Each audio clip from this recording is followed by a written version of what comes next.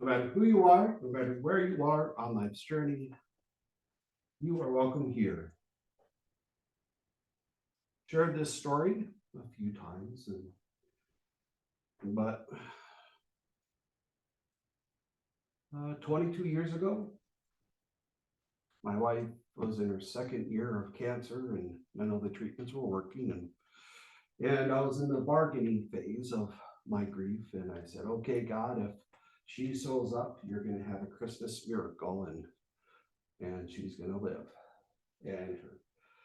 And as I waited, as I was leading the service, I waited, and her family came in, but she couldn't make it and stayed home. So as we were doing and singing the Christmas carols and telling the story of the babe of Bethlehem, inward I was raging and working to accept that she would have probably seen another one, and she passed away 2 months later.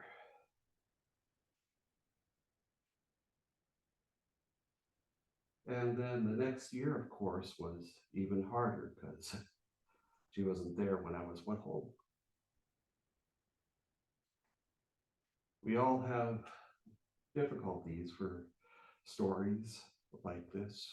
People we have lost a long time ago, or people we have lost recently who will never share another holiday season with us.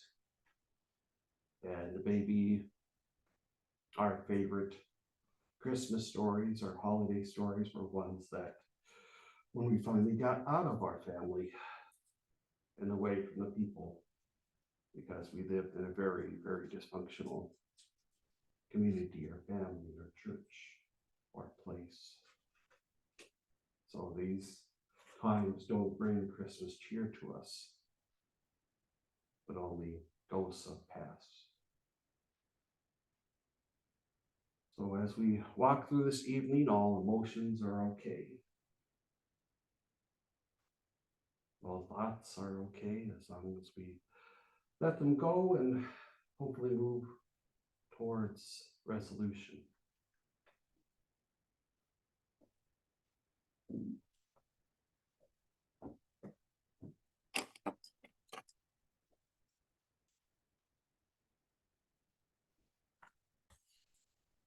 Our first reading this morning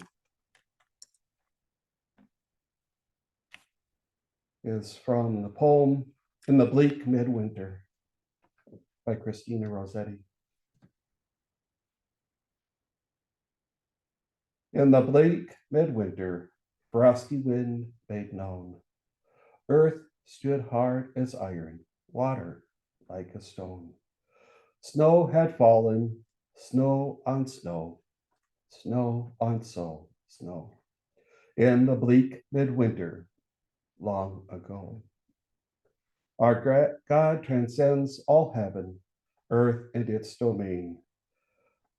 Heaven and earth shall flee away when Christ comes to reign. In the bleak midwinter, a stable place sufficed, Lord God incarnate, Jesus Christ. Angels and archangels may have gathered there, cherubim and seraphim thronged the air.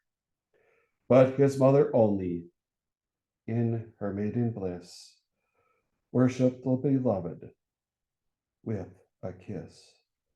What can I give him, poor as I am? If I were a shepherd, I would bring a lamb. If I were a wise man, I would do my part. Yet what can I give him? Give my heart. Let us join together in hymn 95, Silent Night, Holy Night.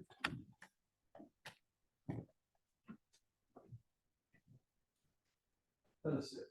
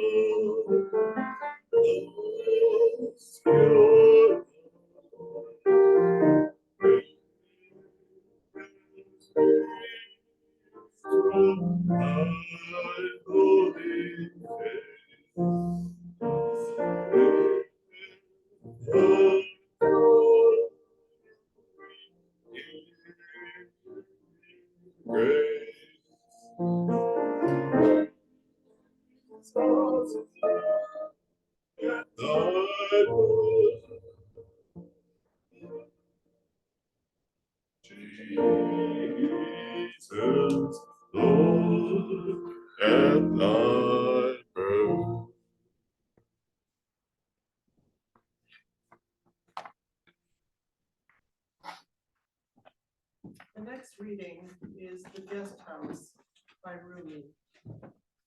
This human being is a guest house. Every morning, a new arrival, a joy, a depression, a meanness, some momentary awareness comes as an unexpected visitor. Welcome and entertain them all.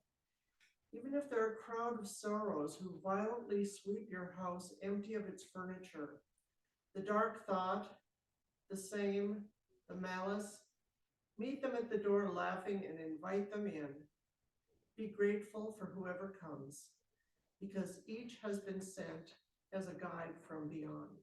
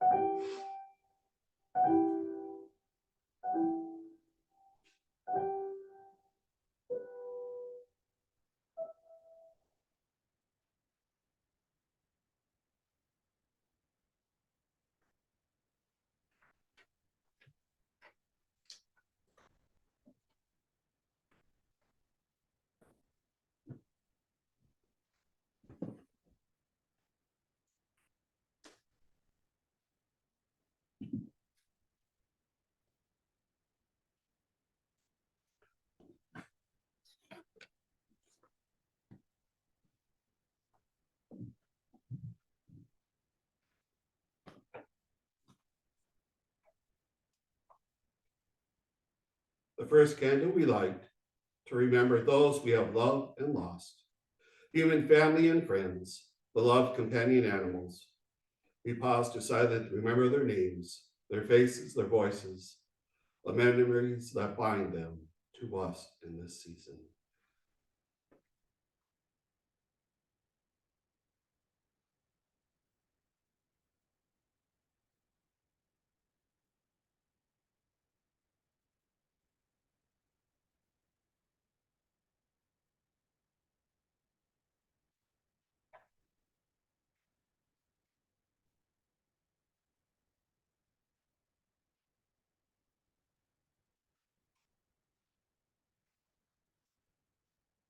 Blessed are those who mourn. They shall be comforted.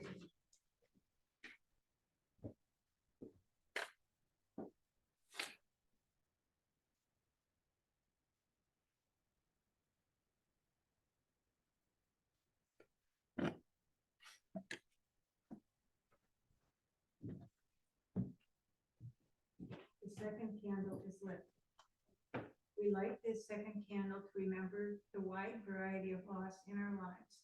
Loss of relationships, loss of trust, loss of jobs, loss of health, loss of faith, loss of joy. We pause to gather up the pain of the past and offer it to God, asking that from God's hands we receive the gift of healing.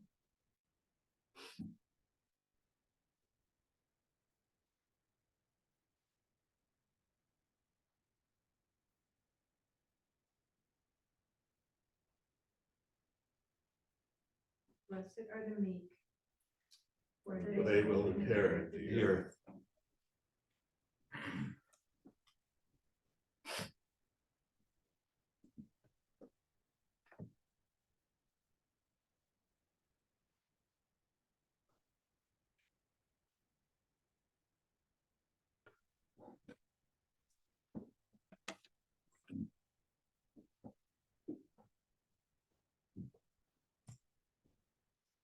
The third candle is lit.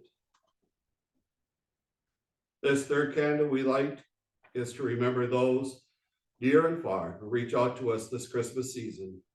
We acknowledge the frustrations, the downtimes, the poignancy of reminiscing, the empty places at our tables. Remember the listening ears, hugs, and encouragement from family and friends, all those who stand with us. We acknowledge the emptiness of those who have not received listening ears, the hugs and the encouragement from family and friends.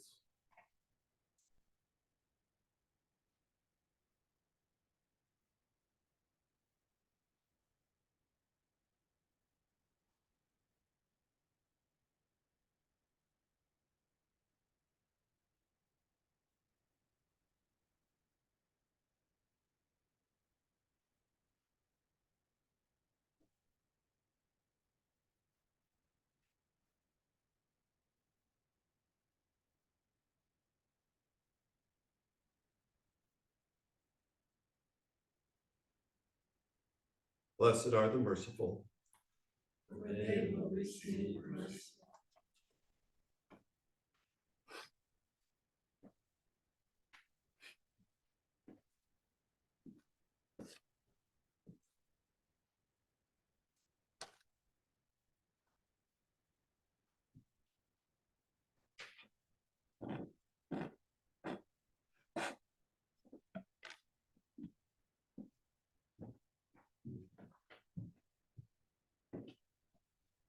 The fourth candle is lit. We light this fourth candle to remember the gift of light and hope offered to us in sacred stories from this time of year. We remember the indigenous stories of winter solstice, of the sun seeming to stand still in the sky, and the darkness filling the longest night. Then slowly new life and joy spring forth with the promise of growing hours of sunlight. Blessed are the pure in heart.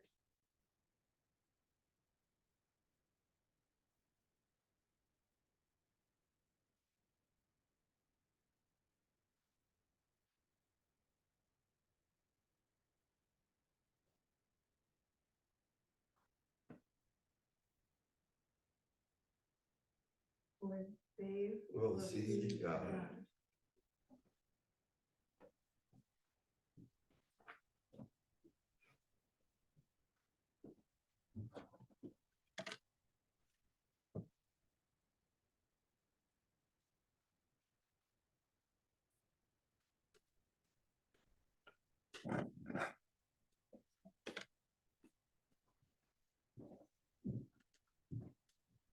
The fifth candle is lit. We light this fifth candle to remember and honor those who have been involved in mass shootings, hate crimes, and those who have stood up for democracy and freedom for all. We honor those in Ukraine who strive for freedom from invasion, and those in Iran who strive for equal rights for women. We remember the nativity story from the Christmas tradition, where a migrating and homeless couple take shelter in a stable among the animals. Giving birth to a baby, the family is visited by strangers who follow the light of a star and help them evade the persecution of an evil ruler. The baby grows to spread healing, justice, and peace that will change the world. Blessed are those who hunger and thirst for righteousness.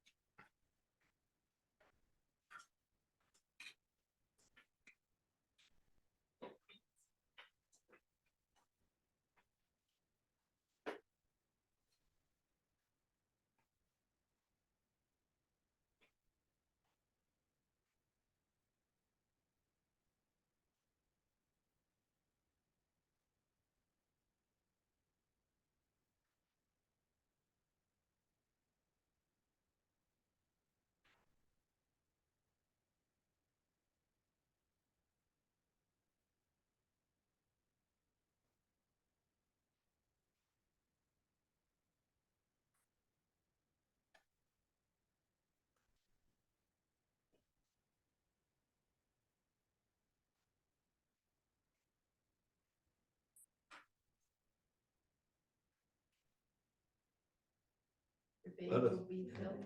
For they will be filled. Let us continue. Remember the Holy One who shares our burdens, who shows us the way to light, and who journeys with us through all our darkness. You are now invited to light a candle up front and in place of a memory of someone or a concerning situation.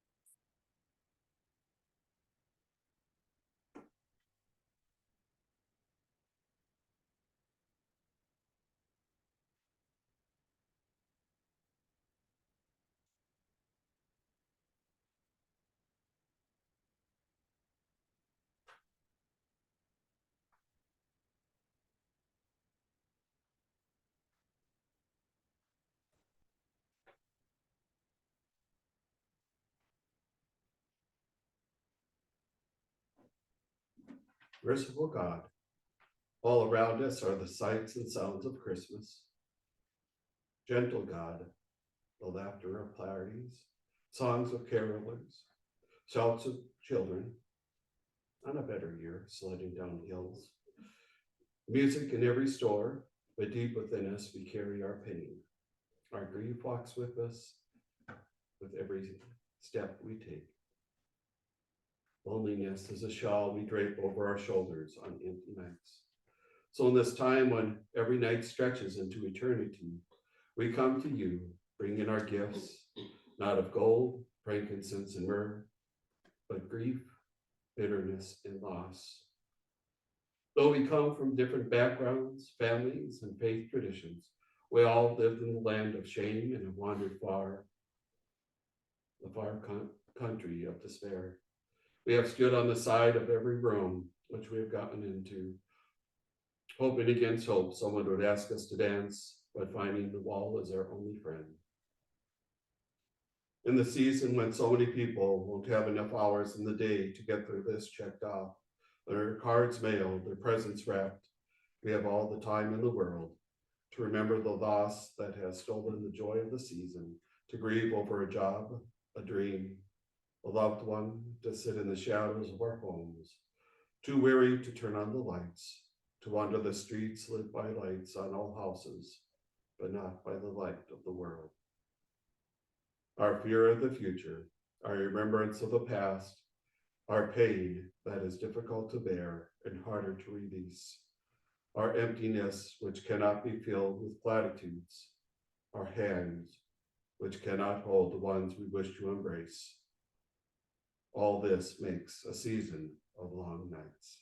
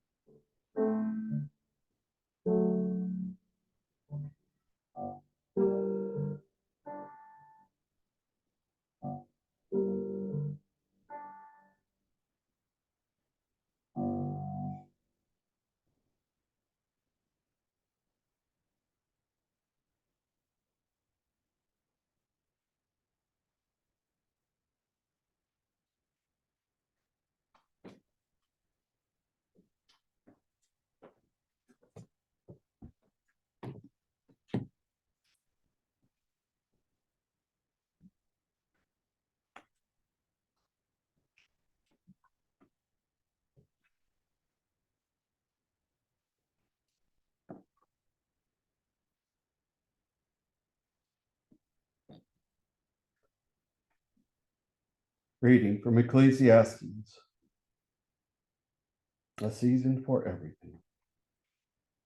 There is a season for everything, and a time for every matter under heavens, a time for giving birth and a time for dying, a time for planting and a time for uprooting what was planted, time for killing and a time for healing, a time for tearing down, a time for building up, time for crying and a time for laughing, a time for dancing, a time for mourning, time for throwing stones and a time for gathering stones, a time for embracing and a time for avoiding embraces, a time for searching and a time for losing, time for keeping and a time for giving away, a time for tearing and a time for repairing, a time for keeping silent and a time for speaking, a time for loving and a time for hating, a time for war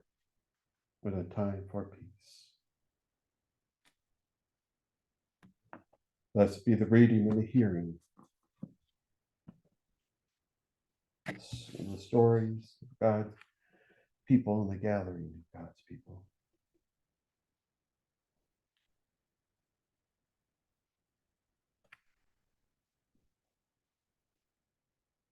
Just one story. It's as shared with Frederick Buechner, a writer who said he was too secular for the religious crowd and he was too religious for the secular crowd. One of his memoirs, I believe, in A Room Called Remember, he talked about when he lost his mother, and a friend flew in for the weekend and greeted him with a hug and sat down.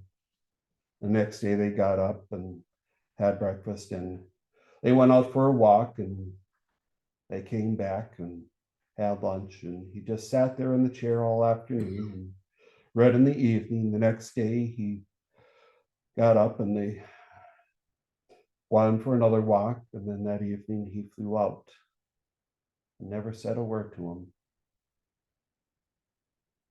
Just silent companion.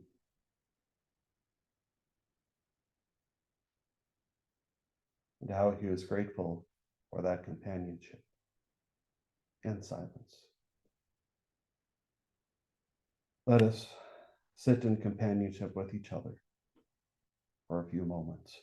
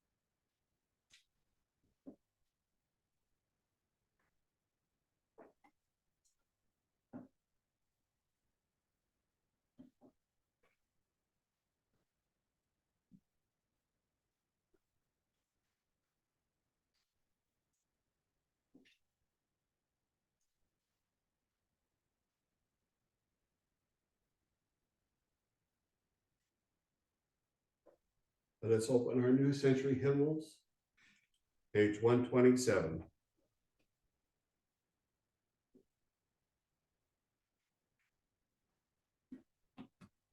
Verses 1 and 2.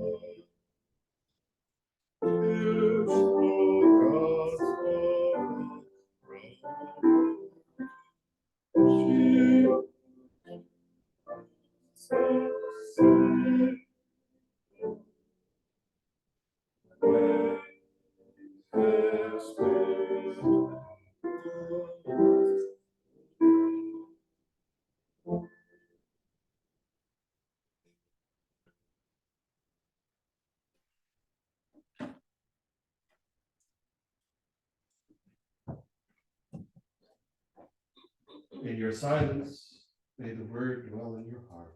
In your brokenness, may the bread of life heal you. In your pain, may the one who can heal touch your soul.